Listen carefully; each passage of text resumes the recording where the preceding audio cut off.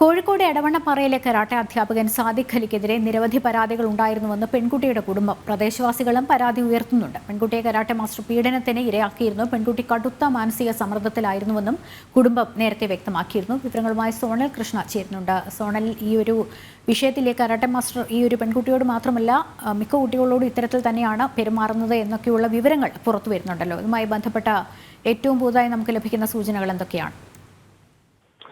ലക്ഷ്മി, മലപ്പുറം ജില്ലയിലെ എടവണ്ണപ്പാറ എന്ന് പറയുന്ന സ്ഥലത്താണ് ഈ ഒരു സംഭവം ഉണ്ടായിട്ടുള്ളത്.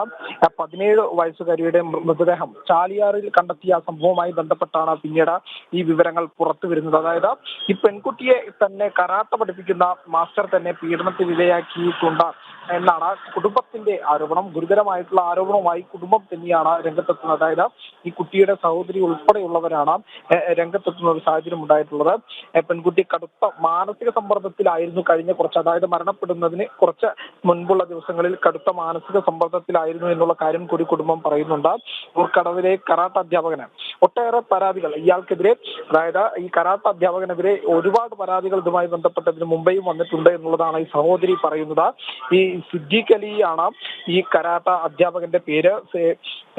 ഇയാൾക്കെതിരെ പോക്സോ കേസിൽ ഈ വ്യക്തി, അതായത് ഈ കരാട്ടെ അധ്യാപകനായിട്ടുള്ള സിദ്ദീഖ് അലി പോക്സോ കേസിൽ റിമാൻഡിലായിട്ടുണ്ട് എന്നുള്ള വിവരം കൂടി നമുക്ക് ഇതിനോടകം തന്നെ പങ്കുവെക്കേണ്ടതുണ്ട്. തിങ്കളാഴ്ച വൈകിട്ട് വീട്ടിൽ നിന്ന് കാണാതായ ഈ +1 വിദ്യാർത്ഥിനിയുടെ മൃതദേഹം 100 മീറ്റർ അകലെയുള്ള ഈ ചാലിയാർ പുഴയിൽ കണ്ടെത്തുന്ന സാഹചര്യമാണ് ഉണ്ടായത്. ഇതേ തുടർന്നാണ് വീണ്ടും ഇപ്പോൾ കുടുംബം തന്നെ ഈ കരാട്ടെ അധ്യാപകനെതിരെ ഗുരുതര ആരോപണവുമായി രംഗത്തെത്തുന്ന ഒരു സാഹചര്യം കൂടി ഉണ്ടായിട്ടുള്ളത്.